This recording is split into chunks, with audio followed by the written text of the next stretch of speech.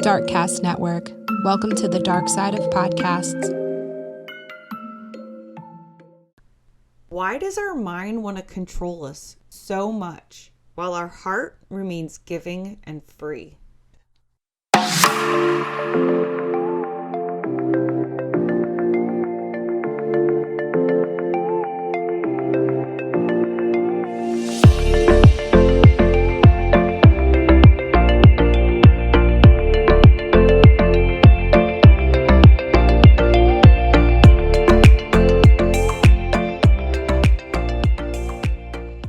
Hello, everybody, and welcome back. This is True Crime Connections, and I am Tiffany, your host.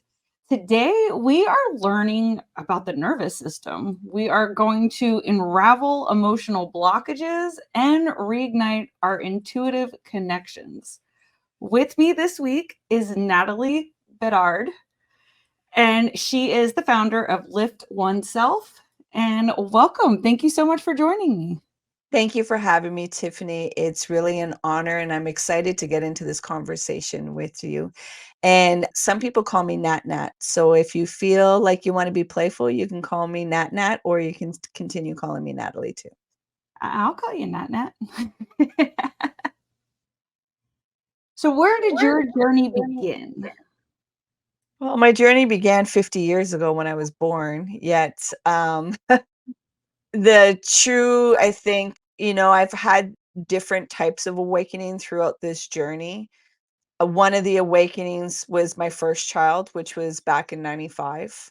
He really ignited a type of motivation and worth in me, yet it was still external because it was planted in him. And then I had twins in 2010, and they ignited another part of my awakening. Because what I believe is the highest spiritual practice you could have to learn about yourself is through parenting.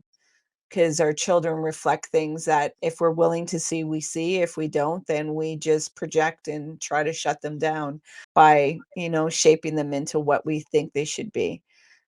And then the real disruptor was 10 years ago in 2014. I came close to dying. I had lesions in my cerebellum and my brainstem. And that gave me a real seat to the nervous system of understanding. I had a lot of trauma throughout my childhood. Also, I've had a lot of people die. And then, especially when Sheldon was murdered in 2013, that had a really big disruption. And so, fast forward to 2014, having to learn all kinds of different things because I didn't know how to walk. I was like an invalid. They didn't even think I was going to walk or talk or drive or anything. So, and I was discharged without a diagnosis or a plan. So that makes it in the wilderness. Yeah. So thankfully in 2015, I learned meditation, and that allowed me to really engage with my nervous system and do those somatic releases and really go down into the subconscious and really in that stillness that they talk about. And I remember my teacher telling me at the beginning when I was learning, she's like, a lot of people drop off from meditation. They get to a certain level and then they just stop. And then a year later or 2 years later, they come back and they're like, okay, I want to start again. I was like, oh, heck yes, I understand why they quit. Like this stuff that I'm like going through. Yet, why I was buckled in is because I was told I was going to die. So it's like, I have nowhere else to go. I have to go within and really do that healing and that cleaning of my vessel, my nervous system. So I engaged with that. And I even got more into a boot camp where I removed alcohol, I removed sex, I removed spending, I engaged with my emotional eating. So I was really removing all the things that would activate patterns or wounds and really faced myself, really got to get connected back into the self and see where these defense mechanisms have been created in my nervous system so that they can be disengaged now.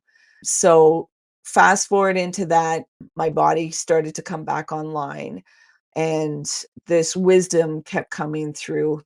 And so in 2019, while meditating, it just came like, create this company.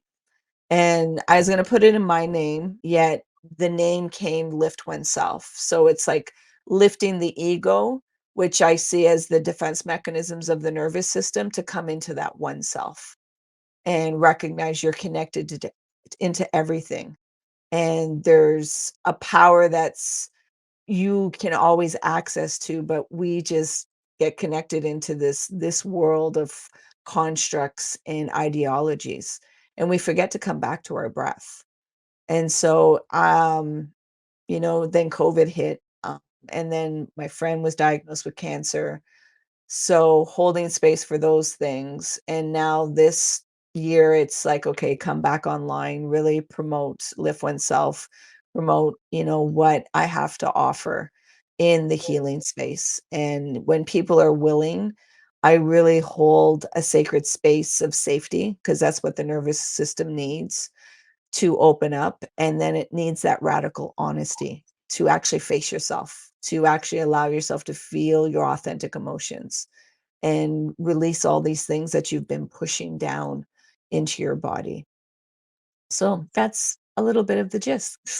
I think we all could use that. I know I have kept some serious shit in my body just because, like, being tense and just, there's certain signs that, like, okay, clearly there's something that you need to work out here. But how does one start to do that? Would you be willing to come into a meditation with me right now? Of course. Okay. For the listeners, I know a lot of times listening to these podcasts, you're driving or needing your visuals. So please don't close your eyes. I want you to be safe and everybody around you to be safe. Yet the other prompts you're able to follow through, even with your eyes open. So, Tiffany, I'll ask you to gently close your eyes, and you're going to begin breathing in and out through your nose. And you're going to bring your attention to watching your breath go in and out through your nose. You're not going to try and control your breath. You're just going to watch it while staying focused with your breath. You're going to become aware of the rhythm. There may be some sensations and feelings coming up in the body. Let them come up. You're safe to feel. You're safe to let go. Surrender the need to control. Release the need to resist and just be. Be with your breath. Drop into your body.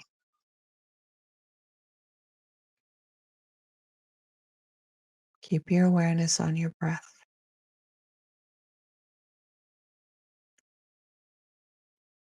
There may be some thoughts or memories popping up. It's fine. Don't push them away. Just bring your awareness back to your breath. There's nothing that you need to push away or control. It's just bringing your awareness back to your breath. Stay with your breath. Go deeper into your body.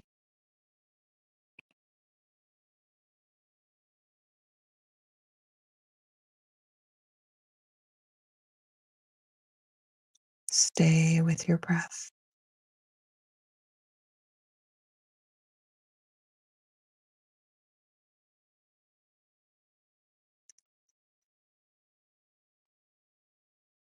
Stay with your breath. Now, at your own time and at your own pace, you're going to gently open your eyes while still staying with your breath.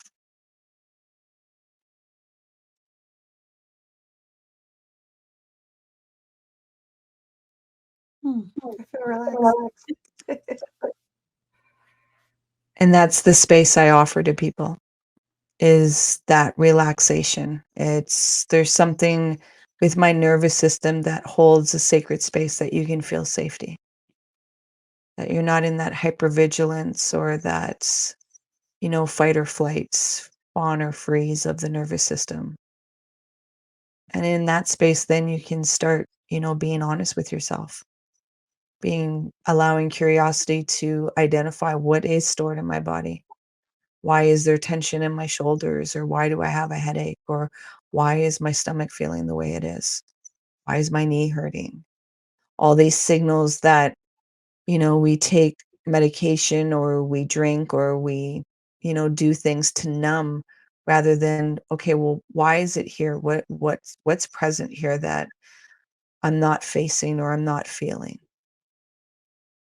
And it's warrior work, because in the day to day, we have responsibilities. We still have to do jobs, be parents, be spouses, all these kind of things. And we're not taught to really go into depths of what is it about, like, how do we take care of ourselves? What does that really look like? What does this healing really look like? And I'm just holding the space of, bringing people into their biology, understanding their nervous system. And I know some people will be like, that's a big word. I can't understand that. That's for the medical field. And it's like, well, I beg to differ. You've been driving in this vehicle all your life. And each human being has one. It's not like it's an elite thing or it's for special people. You're actually navigating in your nervous system. That's what's allowing you to experience life. So once you can be curious about it, then you can see how it was shaped and what the defense mechanisms have been created, how you've been created separated from self, vulnerability, your worth. And then you're able to engage of how do I reshape and rewire, taking ownership of those triggers, not telling people you're triggering me. Well, okay, you're the owner of those triggers though. Like you're pushing the buttons. Nobody's pushing the buttons. Only you own the buttons. And it's challenging. And yes, people do dysregulate us. Yes, there is triggering things that happen. Yet, have you developed your tools to be able to navigate that tsunami, those big waves? Because it is overwhelming. We know when that bad boy gets activated, it's like, whoo, all kinds of different things. You don't know who's going to show up. Like, whoo, what's going to happen? And, it's creating that language that there's safety of going in that portal. A lot of people here in spirituality, I can show you the door, but I can't go in it for you. And that portal they're speaking about is going within yourself, really engaging with your nervous system. Like when they're saying the death of the ego, it's really taking out the defense mechanisms of the nervous system. Yeah, that ego's a bitch. Yeah. And those that have like this inner critic that is berating them and not enough and you're stupid and you're fat or you're ugly or all these like whew, can be harsh. I would ask, start befriending it. Why are you speaking to me this way? Are you actually feeling? What are you feeling that you are trying to use this language to avoid feeling it? And a lot of times it's fear. And we just don't know how to be honest about that because we haven't been given a space to be able to articulate, I'm scared. We've been told not to be scared. Where it's like it's a feeling and it's a message. Yet you can still do things while you're in fear. Yet if you keep acting like you don't have this feeling, it starts to hijack your behavior to try to get your attention. But it's validating ourselves. And that intuition that I speak to, reconnect, you know, many probably can relate that when they were a child, they went into a room and you ask the adults, what's going on? Something feels off. And they just told you, no, no, there's nothing wrong. There's nothing wrong. Later on, you came to see, oh, they were arguing, but they just told me that nothing was wrong. So right there, you started disconnecting from your intuition of energy, of feeling the vibe and seeing that there was something off, yet you believed they knew better than you.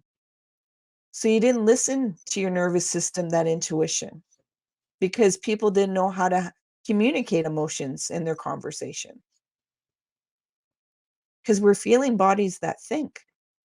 So coming back into that intuition, that connection, that I feel the vibe is off. It's like, okay, how do I navigate through this? And not everything you have to pay attention to. Yet when you were young, it came from a pure source that you didn't even have to second guess yourself.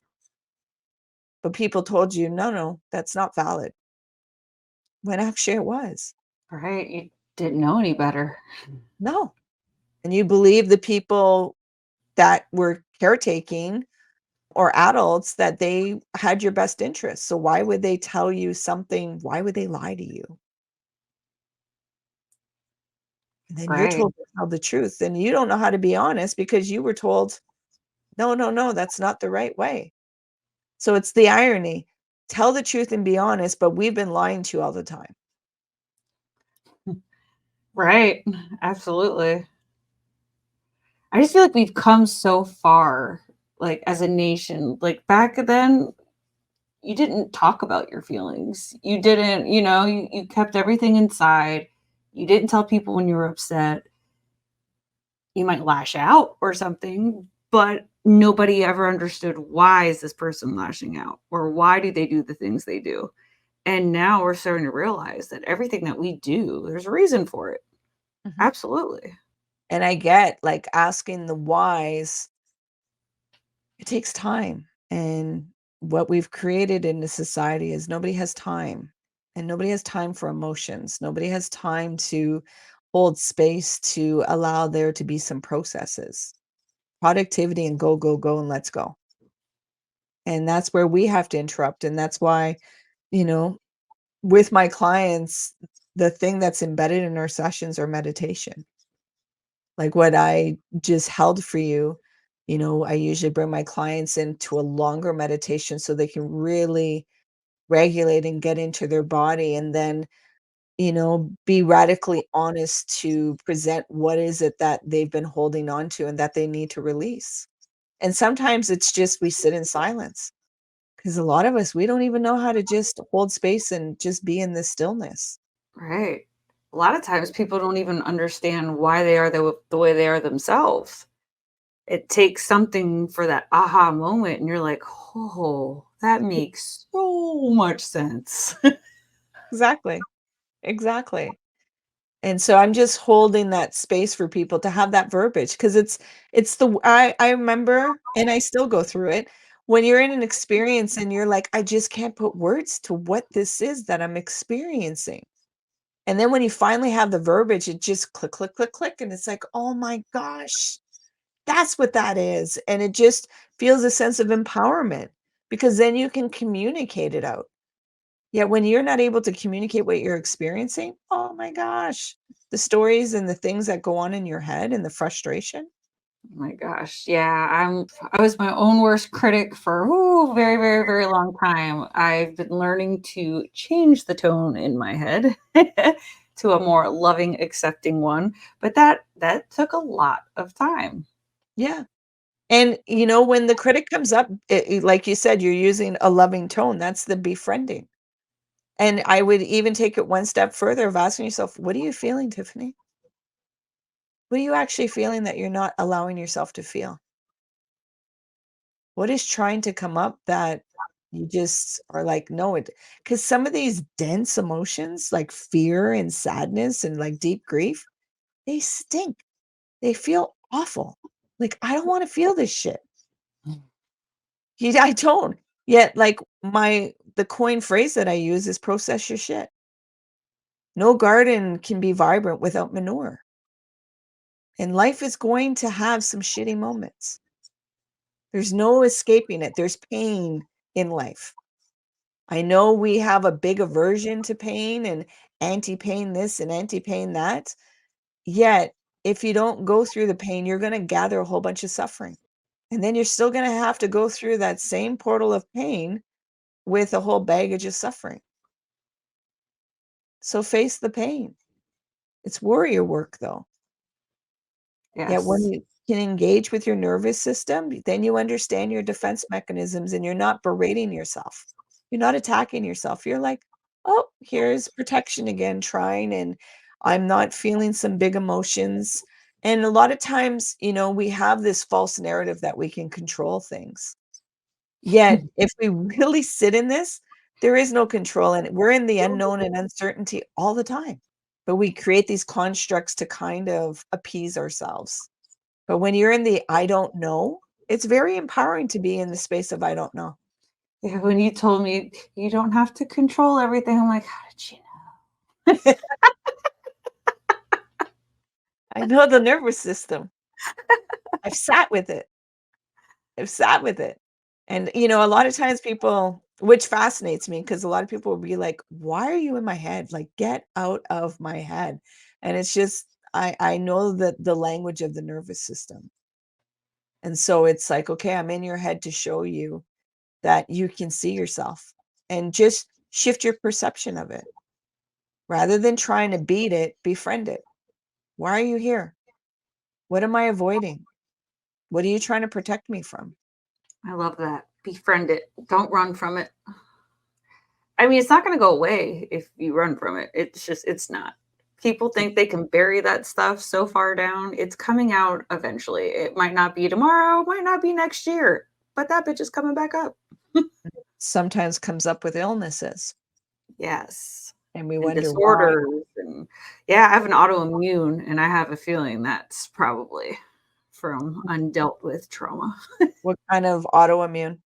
It's sarcoidosis. It's That's what the the closest diagnosis they could give me was neosarcoidosis, just to put down on disability and everything else. So there's needed for regulation in your nervous system, and learning to recreate safety. You don't feel safe in your body, and you don't trust yourself. Yep, not all the time. Getting there though. I am getting there. I've been working very hard. And you know what? Change the narrative that it needs to be hard to come back into softness, because that ramps up your system even more and produces more cortisol, which creates the autoimmune, because then that's too much inflammation in the body.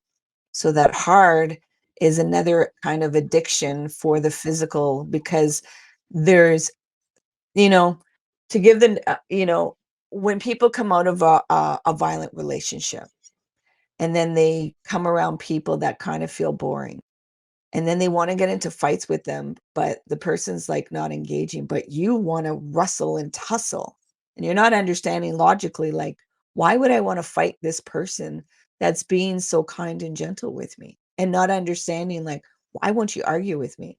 Well, there's a physical thing, because when you're in arguments, there's adrenaline that's being pumped into you. So it's an adrenaline addiction. So it takes time to reverse that within your body, that thinking your body needs that.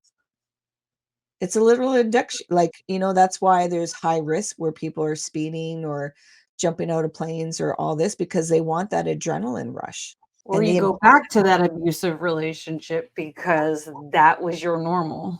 Yeah, and have grace for yourself. That's why it's called radical compassion. There's no arrival. There's no healed. It's healing in action. Like, you could have cleared up all your childhood stuff, yet your nervous system still has these activations that certain experience will bring flashbacks or bring some dysregulation. So that's why you have your tools, because life is impermanent and being human is traumatic. So to think, oh, I got it all cleared up, because you're going to go through grief, you're going to go through changes, you're going to go through fear. And so you know, unfortunately, a lot of the social medias and things on the internet to try to market and sell, it's like it gives the illusion that if you do this one course or if you take this one thing, you will come to an arrival and everything will be okay. And then they take Really? it. Yeah. They take it and they're like, yeah, and it was working. And then I need to do it again. And then they get disappointed and everything else, because it's like there's no arrival. There's just layers of depth in this. And that's just what I'm offering, that, okay, you come in my frequency, you feel that safety, yet I am not doing the work, it's you. I'm just holding the space for you to see that you're able to do that work and what it feels like to feel peace inside your body. It's a lot better than the hell. Yeah, That's for sure. it is. And you are doing this right now. Like I'm holding the space, you're anchored into my nervous system of safety, yet you're also now seeing what's possible for yourself. Do you work on people in person or is it mostly like over Zoom or Mostly over Zoom because I deal with a lot of international people. Yet I'm going to start, like, I'm creating a course right now, which I'm hoping to have it done in the next 2 weeks, that will bring it in a group setting. So, because when we can heal in a collective, not heal, but do the healing in a collective, then that gives us a sense of safety again. Because if you just like you create safety within your own body. So you always know, don't go out there with people, the people want to get the partner and you're going to fix all my holes and you're going to make me complete, you're going to make me feel safe. And then if that relationship dissolves, then you're a puddle of muck because that person no longer is there for your safety where it was your responsibility. So you learn that safety, yet you also have to learn to have safety in a community because you're going to have to navigate in the world. Yet you start learning your intuition of who should I feel safe with? Who do I create that tribe with? Who's really wanting to dive deep and do this inner work? And that's what I want to create as a collective and as a community. Is doing community this, is so important. it is. It is.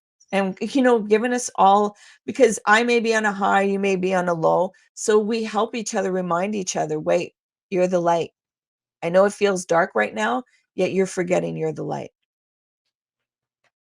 And that shadow work is overwhelming you and you forgetting, like, oh, you're bringing it to the light of your awareness. That shadow work isn't about eradicating it, it's about integrating to create a wholeness with a W. Those shadow works are holes with an H. They're like your black holes that you can never fill, but you keep trying to fill it with things and it's not working. So the shadows are coming, okay, bring it into your light of awareness. There's things that we don't want to see about ourselves. It's like, we don't do that. No, no, no, that's other people. Where when you can have acceptance of seeing these, it's like, okay, now, okay, I see you, and you're no longer taking the driver wheel. You're going to sit in the back seat, yet I'm not going to push you away anymore. So you go and hijack things and do all kinds of things when I fall asleep, like you fall asleep to your consciousness. It's like I have to be aware of you so that you're no longer controlling and hijacking my behavior. But to think like, "Oh, this will never happen again." No, that's not what being human is. Have Right. grace and radical compassion for yourself. That's why they say radical compassion, because you're gonna have to continuously have compassion for yourself. Because the mind would like to arrive somewhere. And society makes us feel safe that if we have it all together and we're perfect, then you're in a safe position. No such thing as perfect. No, none. Mm-mm. And life is messy. Even though Hollywood likes to polish it all up and make it look all tailored, it's like life is messy. And if you can be in the messiness, boy, what freedom and joy there is. Agreed. Absolutely. But it's work to face the nervous system and release these ideologies and belief systems that have been created and the indoctrination that's placed in you. Because a lot of times we don't think we're allowed to give ourselves permission to do certain things. We're waiting for somebody else to give us that permission. And we're forgetting, no, we are our own author and owner of that permission. And I know these things are possible. I know people will go, oh, easier said than done. You're not in this situation or whatever. When I read Man's Search for Meaning by Viktor Frankl, have you ever read that? I have not. I highly suggest it. I think that should be in all the curriculum for high school, for all children to start reading that because he was in the concentration camp. And so he saw the brutality of what humans can do. And where your mind can go when you're in like deep survival. And he's the one that brought through the logos theory in psychology and everything. So he did the alchemy. So he's a lived experience that he's went through that, saw where there was, and used the power of choice. So of course, like this isn't about minimizing and saying invalidating you. It's empowering you of, okay, well, what is the choice that you're going to make with the shit that you have? How are you going to show up for yourself? How are you going to honor yourself? Yes, sure, you may not be able to get out of the environment right away. Yet the way that you show up in the environment will make a difference. But we get so lured by the blame game. Some people, they don't want to face what they need to look at. Yeah. They don't want to put in the hard work. They don't want to see the truth. So it's just easier for them to bury it. But Yeah. it's not going to work. No, it does. And you're not really feeling the depths of life, of really being alive, of, appreciating, like my sciatic nerve was activated on Friday and it was deadly. Like any movement I did, I was screaming. And a friend of mine was like, "Are you gonna take something?" I was like, "No, I'm letting myself feel the pain and ask what was going on." And then Saturday, extreme pain, drove to go have breakfast. My mother saw me. My son's girlfriend was like, they were all like riddled. Like, it's so difficult for us to see pain in people. We want it to go away. We want to fix it. And it's like, just let me sit in this. Like, I'm okay. I'm handling this. Like, I got to face it. And I sat for a moment and I really went into the pain and I could see a depth of tears that needed to come out, like the overwhelm of what I've been navigating through and the stress. And I sat in it and I felt it and some tears came out and, you know, continued on with breakfast. And then when I got up, about 70% of the pain was gone. Oh. And they all physically saw how I was. Like, it wasn't like I was in physical pain that they could see. And then afterwards, and me bending over, and they're like, whoa, like, I don't know. And I'm like, I'm living proof that this, like, what I have to offer, it can like, it has benefits for you, yet it's challenging. It's challenging to face yourself. It's challenging. Truth is painful, yet truth is very liberating. Lie is a really dull ache. A Just like that real, saying, real, the truth shall set you free. it does.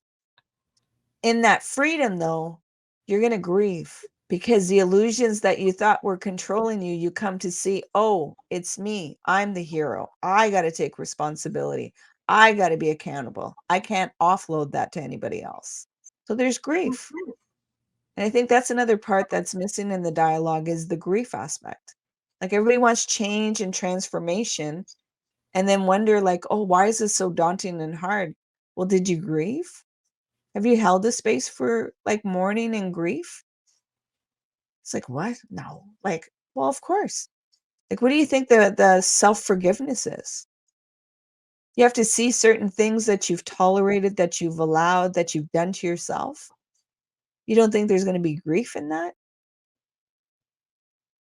And to lay that part to rest, to allow this new transformation to come in, to reconnect into your worth, into love.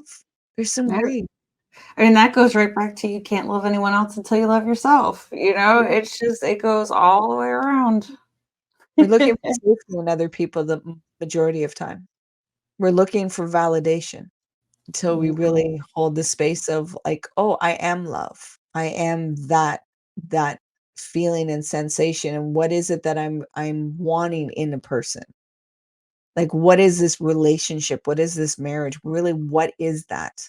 Is it the construct that they give us as an illusion, or am I really understanding the depths of spirituality with it? That I'm not to fix them.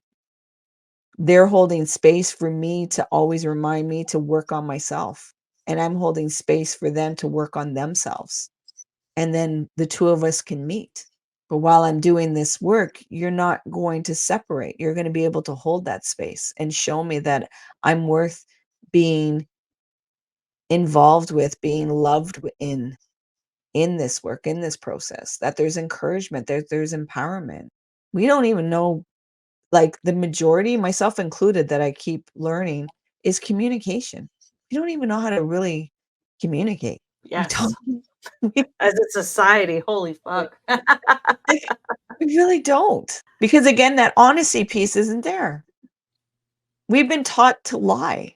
To Like I everybody showed, and ourselves. yes. Yes, we've been taught. Like I just gave you the scenario of the children, and it's like, yeah, the parents said, like, oh, nothing's wrong. Well, is that not a lie? Right. But we're told, no, no, I had to tell you that that was for your best interest. So my best interest as a child, you couldn't tell me that you guys were angry and in a disagreement. You couldn't model what it is to be human and then repair that to Yeah, I show think they look at it as like protection. We were protecting you. from what? From emotions? That's another thing that I want to remove the stigma. It's like befriend anger and rage. Anger has such a bad rap, and it's such a healthy emotion to have. But when you don't interact with it, oh, that bad boy overtakes your behavior. Whew.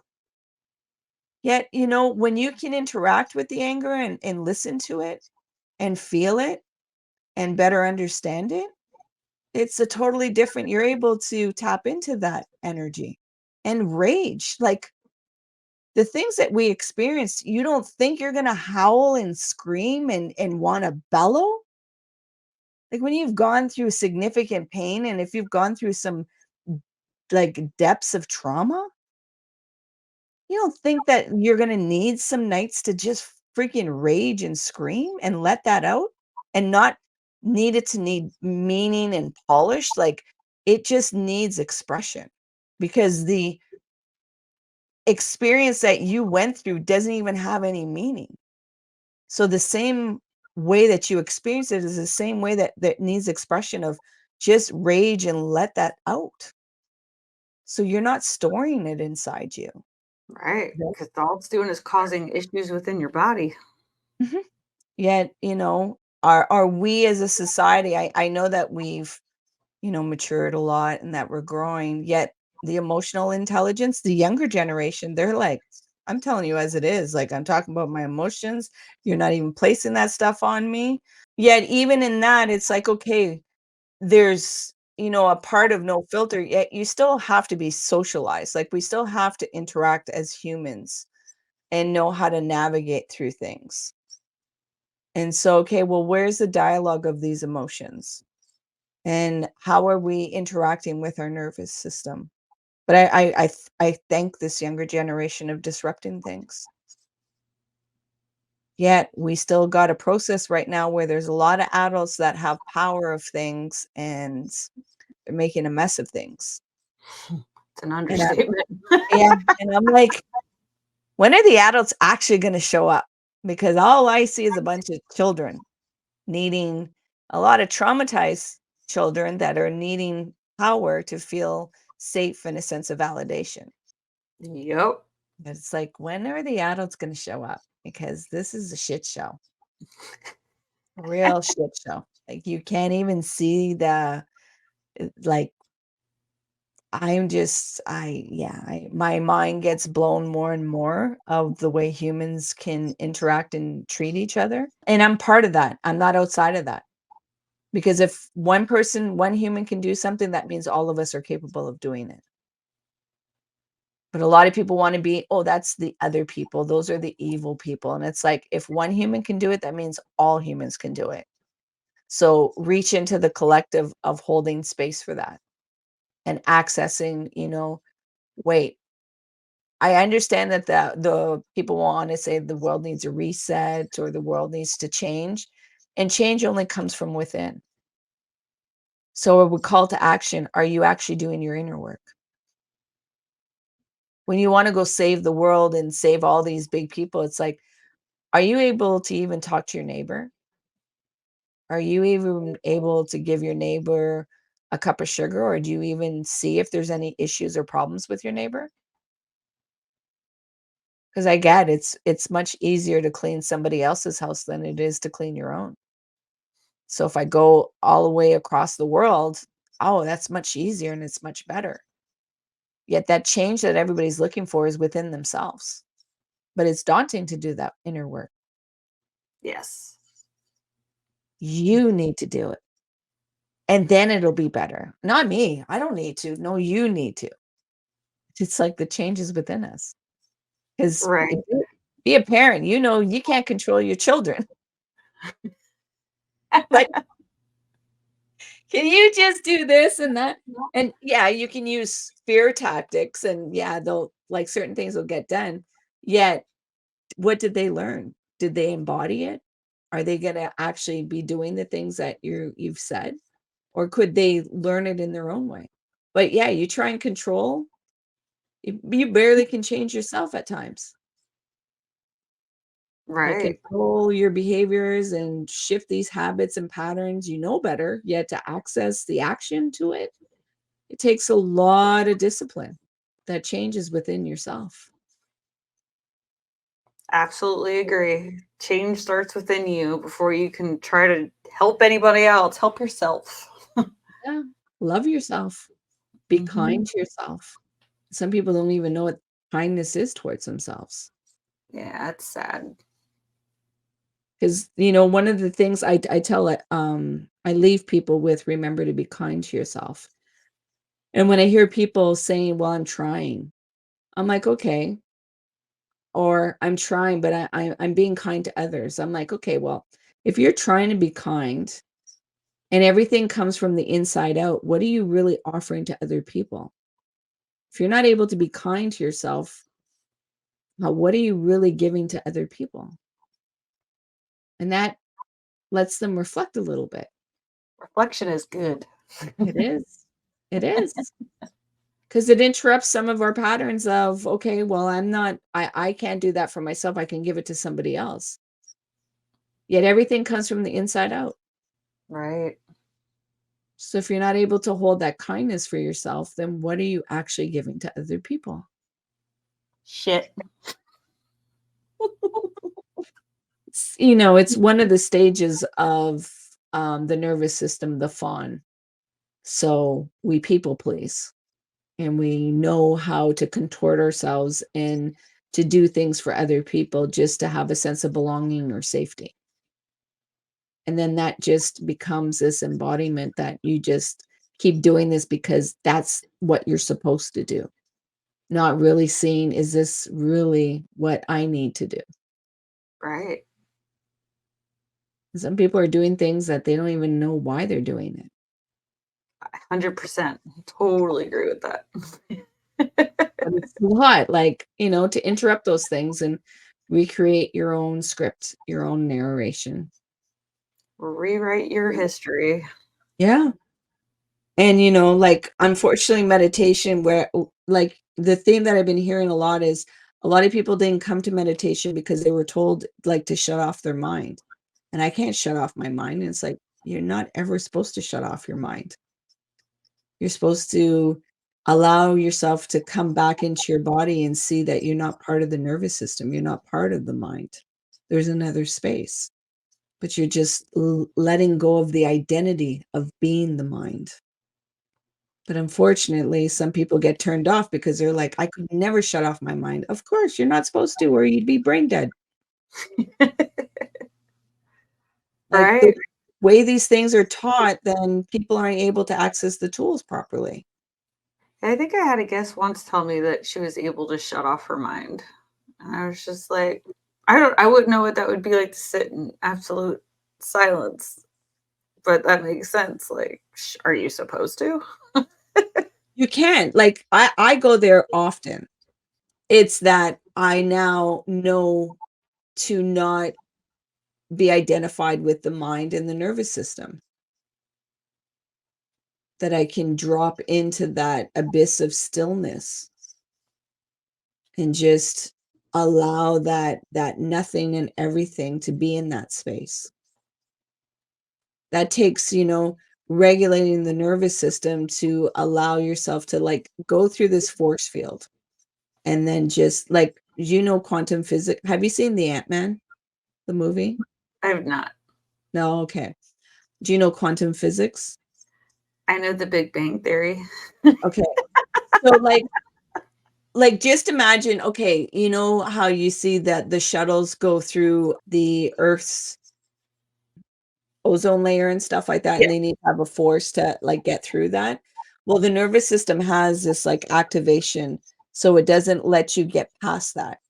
So once you deactivate, then you're able to go past what the nervous system stops you from going into. So that's that stillness of, oh my gosh, I wasn't listening. I didn't hear the brain chatter. I didn't hear the inner critic. I didn't hear all this because you've gone past the force field. Gotcha. So there's Very deeper good. parts inside you. Yes. Lots of layers. Yeah. And it's easy, it's attainable. It just requires practice. And as you saw at the beginning of our conversation, you know, the calmness you got to see and feel, not even see, but you got to experience it. And we can't argue with our lived experience. Right. You could argue with me about my experience and be like, yeah, whatever. Yet now that you've experienced it, you can argue, you could try to argue, yet truth is going to be like, but you know what you experienced. Right. So you know what's possible. Absolutely. Anything is possible. Just got Mhm. to put your mind to it. We're off of it. Yeah. If somebody wanted to get a hold of you, what is the best way? Would it be your website?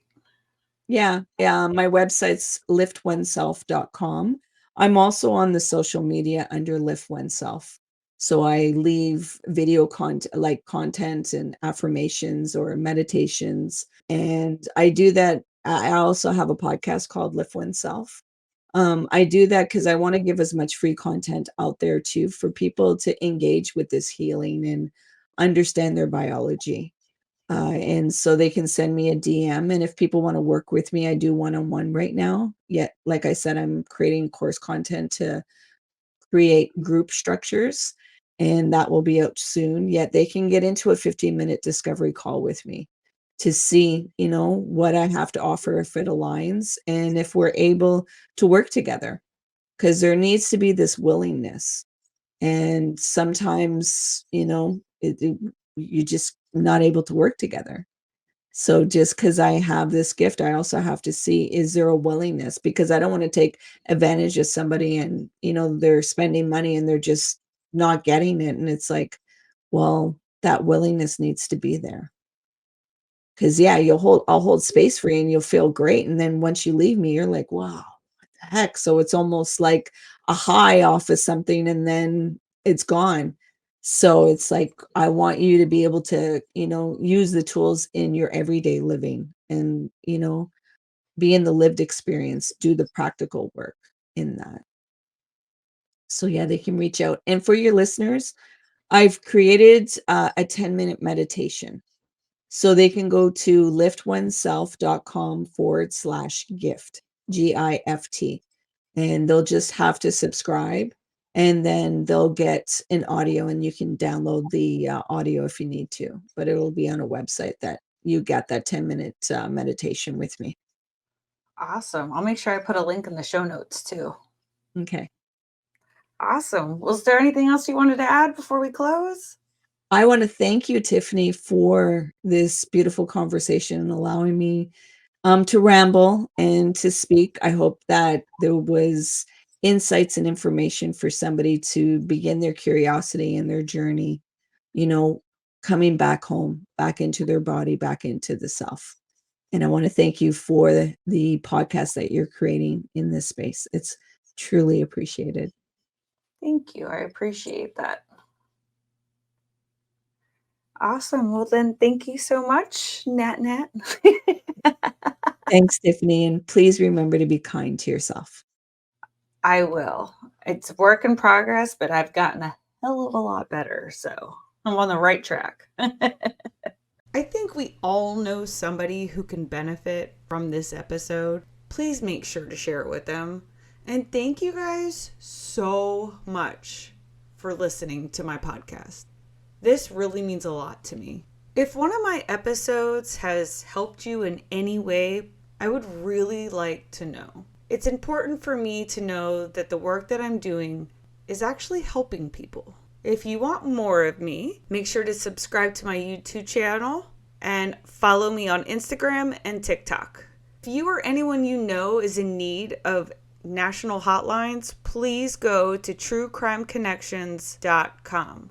I have all the phone numbers there listed for anything that you could possibly imagine. All right, my Renowned Roots community, keep building hope and gaining strength.